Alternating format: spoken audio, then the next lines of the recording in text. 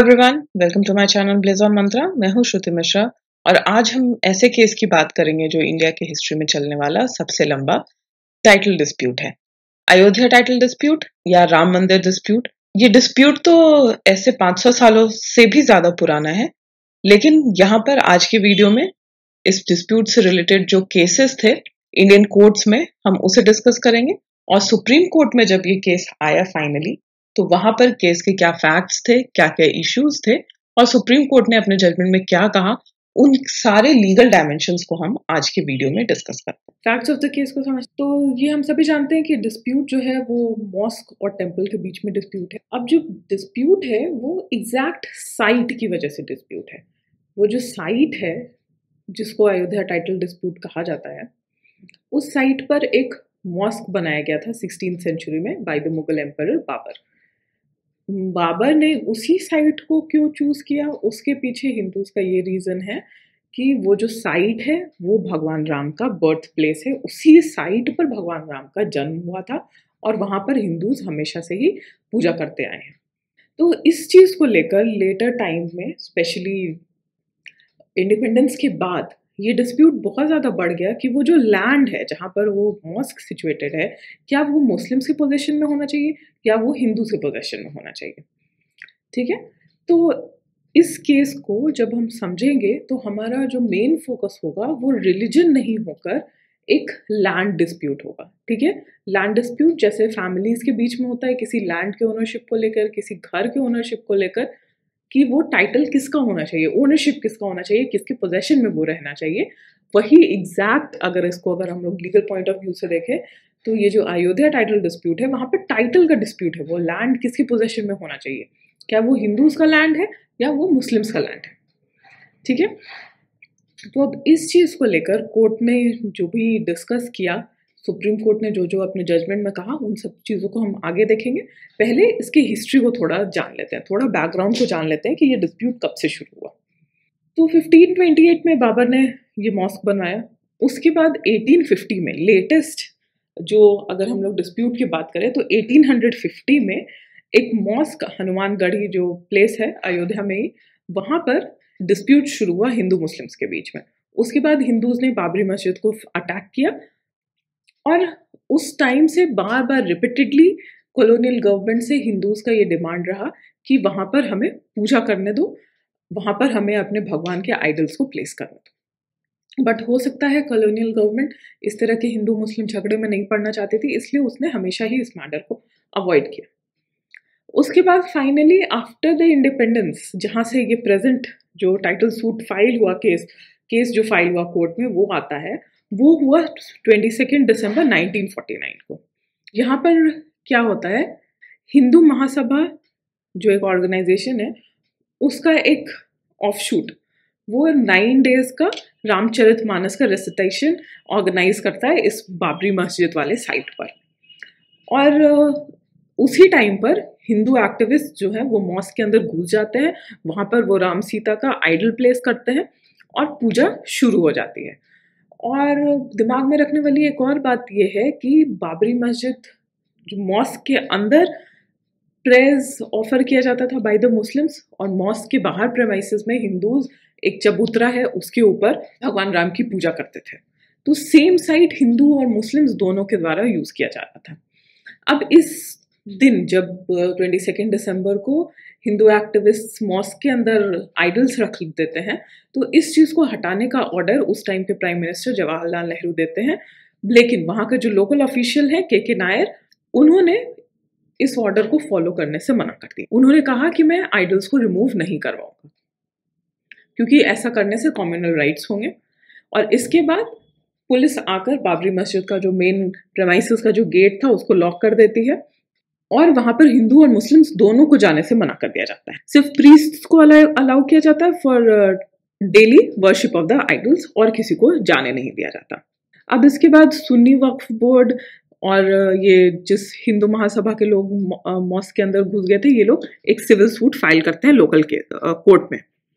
तो फैजाबाद कोर्ट में 29 दिसंबर 1949 को ये कहा जाता है कि जो एडिशनल मैजिस्ट्रेट है वो सीआरपीसी के 145 सेक्शन के अंडर डायरेक्ट करते हैं कि वो म्यूनिसिपल बोर्ड के चेयरमैनशिप के विद इन इस प्लेस को, इस डिस्प्यूटेड साइट को रख दिया जाए। तो ये बेसिकली ये जो 22 दिसंबर को जो सारा एक्ट होता है, जो कांड होता है, उसकी वजह से ही ये सिविल सूट फाइल किया जाता है लोकल कोर्ट में, और वहाँ से इस डिस्प्यूट को एक फॉर्मल इंडिपेंडेंट इंडिया में जुडिशियल सिस्टम को यूज करके इस पूरे डिस्प्यूट को एक लीगल रिकॉग्निशन मिलता है। अब इस कनेक्शन में पहला जो सूट फाइल होता है 1950 में, वो होता है गोपाल सिंह विशारद के द्वारा, जो कि हिंदू महासभा के अयोध्या सेक्रेटरी थे। उन्हें जब इस प्लेस में डिस्प्यूटेड साइट में एंटर करने से जब मना किया जाता है, तो उन्होंने इसके लिए लोकल कोर्ट में एक सूट फाइल किया। अब इसके बाद 1959 में निर्मोही अखाड़ा एक टाइटल सूट फाइल करता है, जो कि ये कहता है कि वो राम जन्मभूमि का राइटफुल मैनेजर, शेबाइट राइट्स है उसके पास, और उसे मैनेज करने का सारा राइट्स निर्मोही अखाड़ा को मिलना चाहिए। 1961 में फिर सुन्नी वक्फ बोर्ड जो है वो फाइल करता है एक सूट, और वो कहता है कि मॉस्क का पोजेशन सुन्नी वक्फ बोर्ड को दे देना चाहिए। अब जिन लोग अनअवेयर हैं, वक्फ जो है वो एक इस्लामिक रिलीजियस इंस्टीट्यूशंस है, जो कि जनरली एंडाउमेंट्स, रिलीजियस एंडाउमेंट्स के लिए दिए गए प्लेसेस, इन सब की देखरेख करता है। ये एक गवर्नमेंट के द्वारा क्रिएट की गई अथॉरिटी कह सकते हैं। ये एक ट्रस्ट जैसा होता है, ठीक है, ट्रस्ट अगर आप समझते हो तो ये एक ट्रस्ट जैसा होता है, बट ये सिर्फ इस्लामिक एंडाउमेंट्स के लिए बनाया गया है। तो वो एक पार्टी बन जाता है इस सूट में, वो एक अलग सूट फाइल करता है 1961 में। अब इसके बाद 1989 में एक senior advocate Devaki N Agarwal, वो बिहाफ ऑफ लॉर्ड राम, ठीक है, राम लल्ला के बिहाफ में इलाहाबाद हाई कोर्ट में सूट फाइल करते हैं। और इसी सूट के बाद ये जितने भी प्रीवियस केसेस जो लोकल कोर्ट्स में चल रहे थे, उनको सबको कंबाइन कर दिया जाता है, और वो सारे सूट्स इलाहाबाद हाई कोर्ट में आ जाते हैं। तो आप इमेजिन करो 1989 से लेकर 2019 में, 1989 क्या 1949 से चल रहे डिस्प्यूट को 2019 में फाइनली सुप्रीम कोर्ट ने सेटल किया है। तो ये one of the longest running disputes है इन द इंडियन हिस्ट्री, ठीक है। अब इसको इतना पब्लिक अटेंशन क्यों मिला, इसने इतना मीडिया अटेंशन क्यों गार्नर किया, तो वो हम सभी जानते हैं, क्योंकि ये एक हिंदू मुस्लिम डिस्प्यूट है। और हिंदू मुस्लिम डिस्प्यूट को कांग्रेस गवर्नमेंट जो थी, वो जब इंडिया इंडिपेंडेंट हुआ तो सेक्युलरिज्म बहुत ज़्यादा वोक में था। पंडित जवाहरलाल नेहरू द्वारा दिया गया सेक्युलरिज्म का कॉन्सेप्ट बहुत ज़्यादा वोक में था। तो state did not want to do anything with the religion. लेकिन धीरे धीरे चूंकि इंडिया एक multi cultural, multi religious nation है, तो ये फोरफ्रंट में आना ही था ये डिस्प्यूट। और वो भी ऐसे प्लेस का ये डिस्प्यूट है जो हिंदूज के लिए जितना ही ज़्यादा इम्पोर्टेंट था, उतना ही मुस्लिम्स के लिए भी इम्पोर्टेंट था। या फिर हम ये कहें कि हिंदूज के लिए वो ज़्यादा इम्पोर्टेंट था क्योंकि वो उनके लॉर्ड का बर्थ प्लेस उसको माना जा रहा था, और मुस्लिम्स के लिए वो इम्पोर्टेंट था क्योंकि मुगल एम्पायर बाबर ने उस मॉस्क को बनवाया था। तो इस डिस्प्यूट को और ज़्यादा मीडिया अटेंशन तब मिला जब LK आडवाणी ने एक रथ यात्रा निकाला गुजरात से, और सारे कार सेवक्स ने मिलकर बाबरी मस्जिद जो है उसको तोड़ दिया, गिरा दिया। और इससे जो बीजेपी थी, भारतीय जनता पार्टी, उसको नेशन वाइड सपोर्ट मिला, हिंदुइज्म का सपोर्ट मिला, ठीक है। तो इस टाइम से, और उसके बाद जो अनगिनत राइट्स हुए पूरे कंट्री में, हिंदू मुस्लिम जो राइट्स हुए, उसकी वजह से ये केस जो है वो बहुत ज़्यादा हाई प्रोफाइल हो गया, हर किसी के दिमाग में बस गया, और हर एक इंडियन सिटीजन चाहता था, चाहे वो जिस रिलीजन से भी बिलोंग करता हो, कि इस डिस्प्यूट का कोई ना कोई एक फाइनल आउटकम होना चाहिए, क्योंकि इसके पीछे बहुत सारे लोग मर चुके थे। अयोध्या डिस्प्यूट केस में जो इश्यूज उठाए गए थे कोर्ट के सामने, सुप्रीम कोर्ट में जिन सारे इश्यूज को डिस्कस किया गया, जिन पे आर्ग्यूमेंट्स किए गए, उनको देखने के पहले हम अयोध्या केस के टाइमलाइन को देख लेते हैं। इस टाइमलाइन में उन सारे इंपॉर्टेंट इवेंट्स को हम देखेंगे कि किस टाइम पे, किस ईयर में 1528 से लेकर 2019 तक क्या क्या इंपॉर्टेंट डेवलपमेंट्स हुए। तो 1528 में हमें पता है कि बाबरी मस्जिद को बनाया गया by the Mughal empire Babur. 1885 में जो महंत रघुबीर दास थे, उन्होंने फैजाबाद कोर्ट के सामने ये प्ली रखा कि वो एक कैनोपी बनाना चाहते हैं बाबरी मस्जिद के बाहर, जहां पे हिंदूज अपने प्रेयर ऑफर कर सकेंगे। फिर 1949 में जो भी हमने फैक्ट्स ऑफ द केस में देखा कि रामलला के आइडल को सेंट्रल डोम जो था बाबरी मस्जिद का उसके नीचे प्लेस कर दिया गया। 1950 में गोपाल सिमला जो थे वो फैजाबाद डिस्ट्रिक्ट कोर्ट को मूव करते हैं for rights to worship. Hindus का जो राइट्स टू वर्शिप था उसके लिए फैजाबाद डिस्ट्रिक्ट कोर्ट में वो सूट फाइल करते हैं। 1959 में निर्मोही अखाड़ा सूट फाइल करता है साइट के पोजेशन के लिए। 1961 में सुन्नी वक्फ बोर्ड भी एक सूट फाइल करता है साइट के पोजेशन के लिए। फिर 1986 में लोकल कोर्ट जो था, जो फैजाबाद कोर्ट है, वो ये ऑर्डर देता है गवर्नमेंट को कि इस बाबरी मस्जिद साइट को हिंदू के वर्शिप के लिए भी खोल दिया जाए। 1989 में भगवान रामलला को एक पार्टी बनाया जाता है इस डिस्प्यूट में by his next friend Devki Nandan Agarwal, जो कि इलाहाबाद कोर्ट के फॉर्मर जज भी थे। ये भी हमने फैक्ट्स में देखा है। फिर सबसे बड़ा जो इवेंट होता है इस पूरे केस के हिस्ट्री में वो होता है LK आडवाणी, जो कि उस टाइम के बीजेपी के बहुत बड़े लीडर थे। वो जो रथ यात्रा शुरू करते हैं सोमनाथ गुजरात से अयोध्या बाबरी मस्जिद तक के लिए। 1992 में बाबरी मस्जिद को इसी रथ यात्रा के दौरान कार सेवकों द्वारा डिमोलिश कर दिया जाता है। 1994 में सुप्रीम कोर्ट अपने हिस्टोरिक इस्माइल फारूकी केस में ये कहता है कि मॉस्क जो है वो इस्लामिक वर्शिप का या इस्लामिक रिलीजन का सबसे इंटीग्रल पार्ट नहीं है। अब ये केस जो है वो एक बहुत इंपॉर्टेंट रोल प्ले करता है ये अयोध्या डिस्प्यूट के फाइनल जजमेंट में। उसे हम आगे भी डिस्कस करेंगे। फिर अप्रैल 2002 में इलाहाबाद हाई कोर्ट में साइट के ओनरशिप को लेकर जितने भी केसेस रहते हैं उनकी हियरिंग शुरू होती है। 2010 में फाइनली इलाहाबाद हाई कोर्ट ये डिसाइड करता है और ये जजमेंट देता है कि जो डिस्प्यूटेड प्रॉपर्टी है, ये जो पूरा साइट है बाबरी मस्जिद का, उसे सुन्नी वक्फ बोर्ड, निर्मोही अखाड़ा और रामलला, इन 3 पार्टीज के बीच में इक्वली डिवाइड कर दिया जाए। 2011 में सुप्रीम कोर्ट में एक प्ली फाइल होता है और उस प्ली के बेसिस में हाई कोर्ट के वर्डिक्ट पे एक स्टे लगा दिया जाता है। मतलब कि ये जिस प्रॉपर्टी को 3 पार्ट में डिवाइड करने के लिए इलाहाबाद हाई कोर्ट ने कहा था वो अब फॉलो नहीं किया जाएगा। 2017 में जो उस टाइम के चीफ जस्टिस ऑफ इंडिया होते हैं JS कहर, उनके सजेशन पे आउट ऑफ सोर्ट 2017 में जो चीफ जस्टिस ऑफ इंडिया होते हैं JS कहर, उनके सजेशन पे एक आउट ऑफ कोर्ट सेटलमेंट के लिए पार्टीज को कहा जाता है। जितने भी पार्टीज इस ओनरशिप के लिए डिस्प्यूट कर रहे थे उनको कहा जाता है कि आप आउट ऑफ कोर्ट सेटलमेंट करिए, खुद से आपस में आप मीडिएशन प्रोसेस शुरू करिए, आपस में बातचीत करके अपने प्रॉब्लम को खुद सुलझाने की कोशिश करिए और फिर आप कोर्ट को रिपोर्ट करिए। 2017 में सिविल राइट एक्टिविस्ट एक प्ली फाइल करते हैं जो कि इलाहाबाद हाई कोर्ट के जजमेंट को चैलेंज करता है इन द सुप्रीम कोर्ट।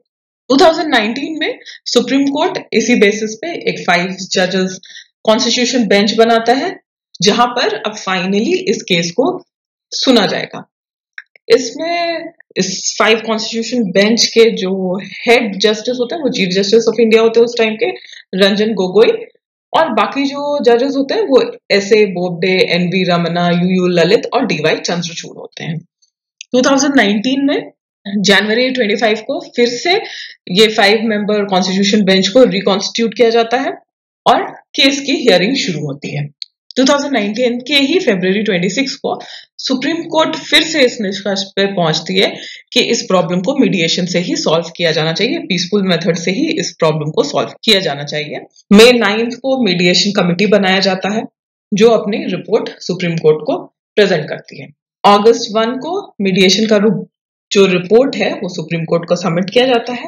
अगस्त 6 को सुप्रीम कोर्ट फिर से इस कंक्लूजन पे पहुंचती है कि मीडिएशन का कोई फायदा नहीं हुआ, कोई आउटकम निकल कर नहीं आ रहा है, पार्टीज अपने डिस्प्यूट को आपस में सुलझाने में सक्षम नहीं है। अगस्त 6 को सुप्रीम कोर्ट में फिर से डे टू डे हियरिंग शुरू होती है इस लैंड डिस्प्यूट पे और अक्टूबर 16 को फाइनली सुप्रीम कोर्ट इस हियरिंग को कंक्लूड करती है और अपने जजमेंट को रिजर्व करती है। अब हम देखते हैं issues raise before the court. कौन से ऐसे क्वेश्चंस थे जो कोर्ट के सामने रखे गए जिसके बेसिस पे सारे डिफरेंट पार्टीज ने अपने आर्ग्यूमेंट्स दिए और जिनको कोर्ट ने डिसाइड किया फाइनल वर्डिक्ट देने के। तो चूंकि ये 116 पेजेस का जजमेंट है और इतना पुराना डिस्प्यूट है, इतने सालों तक चला है, तो ऑब्वियसली इसमें बहुत सारे फैक्ट्स हैं, बहुत सारे क्वेश्चंस हैं। लेकिन जो मेजर 2 इंपॉर्टेंट इश्यूज है जो इस पूरे टाइटल डिस्प्यूट का क्रक्स है, वो पहला इशू है all different parties claiming rights over the disputed land. Sunni Waqf board, Nirmohi Akhara, Ramlalla और जितने भी पार्टीज हैं उनमें से किसके पास जाना चाहिए ये लैंड, इस लैंड का ओनरशिप और पोजेशन किस पार्टी के पास होना चाहिए। सेकेंड क्वेश्चन जो कोर्ट को डिसाइड करना था और सबसे इम्पोर्टेंट इशू जो था वो ये था कि क्या उस साइट पर जहां पर बाबरी मस्जिद खड़ा था, क्या उस साइट पे पहले एक हिंदू टेम्पल हुआ करता था जिसको डिमोलिश करके या जिसको तोड़कर बाबर ने वहां पर मॉस्क बनवाया था। तो ये जो सेकंड क्वेश्चन है, इसके लिए अगर आप सिर्फ एक नॉर्मली कॉमन सेंस से सोचो और अगर आपको हिस्ट्री की थोड़ी बहुत नॉलेज है, ancient architectures, historical architectures, monuments को आप थोड़ा बहुत भी समझते हो, तो एक तो आप पूरे इंडिया में देख सकते हो अलग अलग जगहों पे कि कैसे किसी भी पुराने स्ट्रक्चर को तोड़कर उसके ऊपर एक नया स्ट्रक्चर बनाया जाता है। और ये सिर्फ इंडिया का ही एग्जाम्पल नहीं है, पूरे वर्ल्ड में आप देख सकते हो कि जब एक नया कल्चर आता है तो वो पुराने कल्चर के अलग अलग मॉन्यूमेंट्स को, पुराने कल्चर को हटाने के लिए, लोगों के माइंडसेट को चेंज करने के लिए, बिलीफ सिस्टम को चेंज करने के लिए उनके मॉन्यूमेंट्स को तोड़ता है, उनके हिस्टोरिकल इवेंट्स को मिटाने की कोशिश करता है और अपना नया स्ट्रक्चर वहां पर रेज करता है। और ये सिर्फ इंडिया का प्रॉब्लम नहीं है, आप ग्रीस में जाकर देखो तो वहां पर भी ऐसा हुआ था। ग्रीक सिविलाइजेशन को इरेज करके रोमन सिविलाइजेशन को बनाने की कोशिश की गई थी। रोमन सिविलाइजेशन की बहुत सारी चीज़ों को तोड़कर क्रिश्चियनिटी को स्टैब्लिश करने की कोशिश की गई थी, and same is the case with Islam. तो इंडिया में बहुत सारे आपको ऐसे मॉन्यूमेंट्स दिखेंगे जिनके बेस में आप हिंदू आर्किटेक्चर देख सकते हो और ऊपर एक नया इस्लामिक मॉन्यूमेंट आपको दिखेगा। ठीक है, तो ये इतना बड़ा क्वेश्चन नहीं है, ये इतना बड़ा डिस्प्यूट नहीं है जितना बड़ा इसको इंडिया में पॉलिटिकल मोटिव्स के लिए और मीडिया पब्लिक अटेंशन में रॉन्ग पोर्ट्रेयल से इसको बना दिया गया। ठीक है, ये कोई रिलीजियस इशू नहीं है, ये सिर्फ एक हिस्टोरिकल इशू है, कल्चरल इशू है। ठीक है, India being a Hindu land, ठीक है, हमारा जो कल्चर है वो सबसे एंशियंट है, एंटिक्विटी है हमारे कल्चर में और कंटिन्यूड कल्चर है। तो ये बहुत ऑब्वियस बात है कि हमारा जो होगा, जो भी हिंदू सब कुछ होगा वो पुराना होगा और इस्लाम इंडिया में बाद में आया है। ठीक है, इस्लाम मिडिल एजेस में आया है, तो जो कुछ भी वहां पर होगा पहले से वो ऑब्वियसली हिंदू होगा, इसमें रिलीजन को बीच में लाने की कोई जरूरत नहीं थी। बट एनीवेज, अभी तो फिलहाल इसको हम लोग एक डिस्प्यूटेड लैंड और टाइटल डिस्प्यूट के हिसाब से देखेंगे और कोर्ट ने भी इसको इसी तरह से ट्रीट किया है। अब इलाहाबाद हाई कोर्ट के जजमेंट को ओवर रूल करके और मीडिएशन के भी आए गए जितने भी आउटकम्स थे जिनसे कुछ से डिसाइड नहीं हो पाया था, उन सारी चीज़ों को ओवर रूल करके सुप्रीम कोर्ट ने अपना जजमेंट नवंबर 9, 2019 को पब्लिश किया और ये कहा कि जो टाइटल है, जो लैंड का ओनरशिप और पोजेशन है, वो श्री राम विराजमान रामलल्ला को जाएगा और स्टेट को ये डायरेक्ट किया जाएगा कि वो सुन्नी वक्फ बोर्ड को एक ऑल्टरनेट साइट दे अयोध्या के अंदर ही, जहां पर वो एक मॉस्क बना सके। ठीक है, तो यहाँ पर कोर्ट ने हिंदूज के भी सेंटिमेंट को ध्यान में रखा, मुस्लिम्स को भी ध्यान में रखा, क्योंकि इंडिया में religion is a big thing. तो फ्यूचर राइट्स जैसा कि 1990s में हुआ था बाबरी मस्जिद डिमोलिशन के टाइम पर, वैसा कुछ ना हो, उसको अवॉइड करने के लिए मुस्लिम्स को भी प्लेस दिया गया उनके वर्शिप के लिए और हिंदूज को भी प्लेस दिया गया उनके वर्शिप के लिए। अब क्यों ये प्लेस हिंदूज को मिला, इसका ओनरशिप क्यों रामलल्ला विराजमान को मिला, ये हम अभी आगे के डिस्कशन में देखेंगे। यहाँ पर जो आप पिक्चर देख रहे हो, यही कॉन्स्टिट्यूशनल बेंच के कोरम के 5 जजेस थे। इस डिस्प्यूट में जो जजमेंट लिया गया वो तो हमने देख लिया। अब हम देखते हैं कि इस जजमेंट को किन एविडेंसेस पे बेस किया सुप्रीम कोर्ट ने। तो सुप्रीम कोर्ट के सामने सबसे पहले आर्कियोलॉजिकल सर्वे ऑफ इंडिया ने 3 रिपोर्ट्स फाइल किए। अब ये रिपोर्ट्स उन सारे एक्सकवेशंस के थे जो बाबरी मस्जिद जो साइट है वहां पर एक्सकवेशंस किए गए थे। ये एक्सकवेशंस कोर्ट के डायरेक्शन पे ही किए गए थे और इन सारी खुदाइयों में आर्कियोलॉजिकल सर्वे ऑफ इंडिया ने ये पाया कि यहाँ पर बाबरी मस्जिद के पहले कोई ना कोई हिंदू स्ट्रक्चर या एस्टैब्लिशमेंट था, जो कि भगवान राम का टेम्पल था या नहीं ये तो नहीं कहा जा सकता, पर वो एक हिंदू एस्टैब्लिशमेंट ही था। अब जो एक्सकेवेशंस किए गए थे आर्कियोलॉजिकल सर्वे ऑफ इंडिया के द्वारा, उसमें आर्कियोलॉजिकल सर्वे ने ये पाया कि वहां पर 12 सपोर्टिंग पिलर्स थे जो कि एक हिंदू स्टाइल ऑफ आर्किटेक्चर को दर्शाते थे, जो कि 10th सेंचुरी से भी पुराने थे। बहुत सारे टेराकोटा आइडल्स थे जो कि भगवान शिव या पार्वती को या राम या सीता को दर्शाते थे। जो मॉस्क, जो प्रेजेंट जो बाबरी मस्जिद मॉस्क था, उसकी जो दीवारें थी उन पर भी लोटस कार्विंग्स थी। ठीक है, अब ये जो लोटस है वो एक हिंदू आर्किटेक्चर का प्रतीक है। लोटस जो है वो इस्लामिक आर्किटेक्चर में नहीं बनाया जाता, तो ये भी ये दर्शाता था कि ये बाबरी मस्जिद बनाने के पहले वहां पर कोई ना कोई हिंदू स्ट्रक्चर हुआ करता था। अब इन सारी चीजों के एडिशन में जिस स्पॉट पे ये माना जा रहा था कि ये ही राम जन्मभूमि है, यहीं पर भगवान राम का जन्म हुआ था, उसी स्पॉट पे, उसी एग्जैक्ट लोकेशन पे आर्कियोलॉजिकल सर्वे ऑफ इंडिया को एक क्रैडल जैसा, जैसे बच्चे का पालना होता है वैसा भी एक स्ट्रक्चर मिला, जो कि ये दर्शाता था कि वहां पर भगवान राम के जन्म के लिए पूजा की जाती थी। अब इन सारी चीजों के साथ बहुत सारे हिस्टोरिकल एविडेंसेस को भी सुप्रीम कोर्ट ने ध्यान में रखा और अपने जजमेंट को उस पर बेस किया, जैसे कि बहुत सारे ट्रैवल लॉग्स।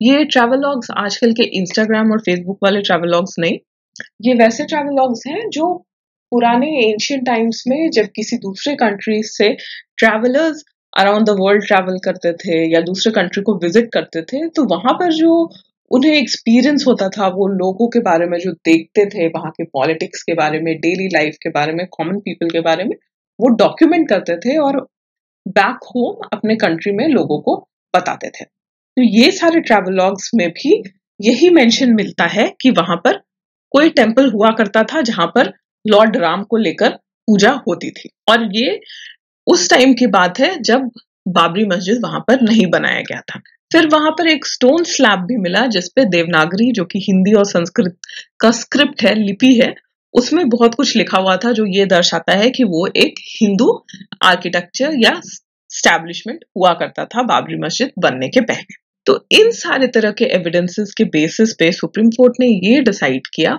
कि ये जो लैंड है वो ऑब्वियसली हिंदूज को ही बिलोंग करता है पुराने टाइम से, और जो मस्जिद है वो उस पे बाद में बनाया गया, जो मॉस्क है वो उस पे बाद का बनाया हुआ एस्टैब्लिशमेंट है। तो जो लैंड का ओनरशिप है वो ओरिजिनली हिंदूज का ही है, इसीलिए इस लैंड को रामलल्ला के फेवर में सुप्रीम कोर्ट ने दे दिया। अब ये देखते हैं कि places of worship act of 1991 and illegal demolition of Babri मस्जिद के बारे में सुप्रीम कोर्ट ने इस जजमेंट में क्या कहा। तो इन दोनों इश्यूज को लेकर लोअर कोर्ट में डिफरेंट मैटर्स ऑलरेडी पेंडिंग है, सब जुडिस है। तो सुप्रीम कोर्ट ने इस प्रेजेंट जजमेंट में इन दोनों मैटर्स को डिस्कस नहीं किया है और इनके ऊपर सुप्रीम कोर्ट ने कोई कमेंट भी नहीं किया है। अब प्लेसेस ऑफ वर्शिप एक्ट क्या है? Places of worship act Rajiv Gandhi के गवर्नमेंट के टाइम पर पास किया गया था एक लॉ, जो लॉ ये कहता है कि देश की आजादी के टाइम पर प्लेसेस ऑफ वर्शिप जिसके भी ओनरशिप में थे, जिस रिलीजन के भी ओनरशिप में थे, वो वैसे ही रहेंगे आजादी के बाद भी, और गवर्नमेंट उनके ओनरशिप के साथ किसी भी तरह से छेड़छाड़ नहीं करेगी। तो अब ये पार्लियामेंट का काम है कि वो प्लेसेस ऑफ वर्शिप एक्ट में कोई चेंज करती है या नहीं करती इस अयोध्या डिस्प्यूट के वर्डिक्ट के बाद। और जहां तक बाबरी मस्जिद के डिमोलिशन का बात है, तो ऑब्वियसली वो एक इलीगल एक्ट है। किसी भी हेरिटेज मॉन्यूमेंट को डिमोलिश कर देना किसी भी सोसाइटी या किसी भी कल्चर में उसे सही नहीं माना जा सकता, और इसके लिए जिन लोगों ने इस काम को अंजाम दिया था उनके ऊपर सिर्फ प्लेसेस ऑफ वर्शिप एक्ट के अंदर ही नहीं बल्कि आईपीसी के भी बहुत सारे सेक्शंस के अंडर चार्जेस लगाए गए थे, जो कि पेंडिंग मैटर्स जो हैं लोअर कोर्ट्स में, उनमें इनको डिसाइड किया जाएगा और लोगों को अकॉर्डिंगली पनिश किया जाएगा। अब हम देखते हैं कि निर्मोही अखाड़ा के क्लेम के बारे में सुप्रीम कोर्ट ने क्या कहा। तो निर्मोही अखाड़ा जो है वो हिंदू साधुओं का एक ग्रुप है जो कि ये चाहता था कि उस डिस्प्यूटेड प्रॉपर्टी के मैनेजमेंट राइट्स को इनको दे दिया जाए। तो इसके बारे में सुप्रीम कोर्ट ने कहा कि एक तो ये एक्सक्लूसिव मैनेजमेंट राइट्स नहीं है उनका, इसका कोई हिस्टोरिकल डेटा नहीं है कि सिर्फ निर्मोही अखाड़ा के पास ही उस प्लेस ऑफ वर्शिप को मैनेज करने का राइट्स हो, या उन्होंने ऐसा किया हो कभी या करते आए हो। और दूसरा उनका जो क्लेम है वो लिमिटेशन एक्ट से बाय 3 years वो बार्ड है।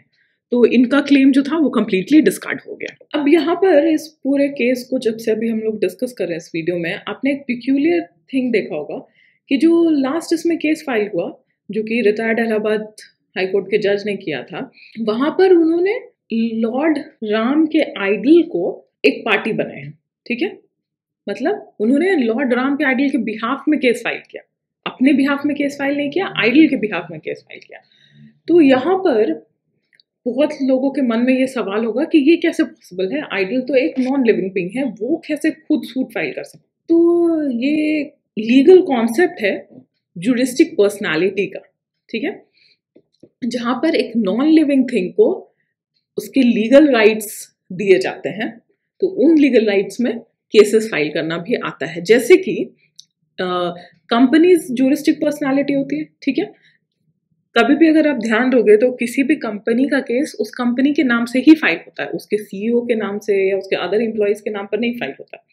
उस अपने किसी भी क्रिमिनल एक्ट के लिए या किसी भी सिविल नेचर के एक्ट के लिए वो कंपनी खुद लायबल होती। तो उसी तरह से यहाँ पे लॉर्ड राम के आइडल को ज्यूरिस्टिक पर्सनालिटी माना गया। और इसके बारे में केस में सुप्रीम कोर्ट ने बहुत डिटेल में डिस्कस किया कि ज्यूरिस्टिक पर्सनालिटी क्या होती है, उस कॉन्सेप्ट को समझाया और किस तरह से भगवान श्री राम विराजमान जो हैं वो यहाँ पर एक पार्टी ऑफ द डिस्प्यूट हैं, और क्यों फिर इनके ही हक में इस केस को डिसाइड किया गया। और उन्हें जो प्रेजेंटली अगर आप देखोगे तो लीगल स्टेटस ये है कि वो जो पूरा डिस्प्यूटेड साइट है उसका अभी ओनर और पोजेसर कौन है, वो रामलला या श्री राम विराजमान है, ठीक है, जो आइडल को वहां पर प्लेस किया गया और जिसे अब नए मंदिर के अंदर, टेम्पल के अंदर प्लेस किया जाएगा, वही आइडल उस पूरे प्लेस का ओनर और पोजेसर दोनों होगा।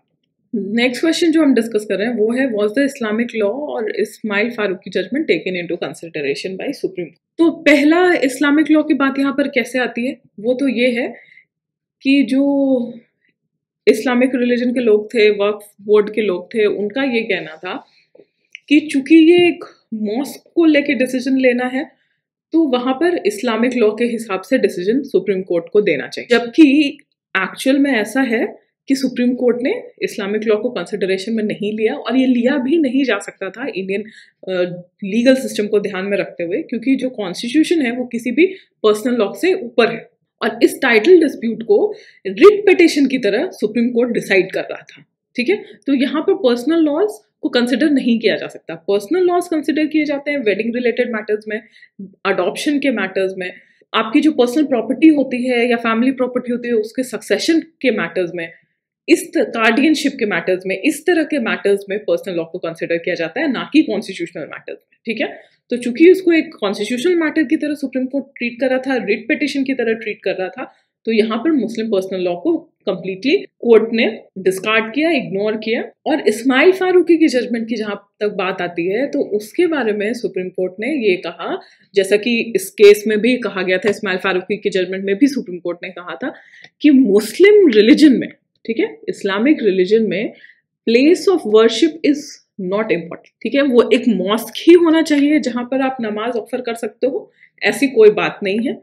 आप प्रे कहीं पर भी कर सकते हो, नमाज को रोड साइड में भी ऑफर किया जाता है, रोड पे भी बैठ के आप अपने अल्लाह को कहीं पर भी याद कर सकते हो, और उसके लिए एक मॉस्क में जाना ही जरूरी नहीं है।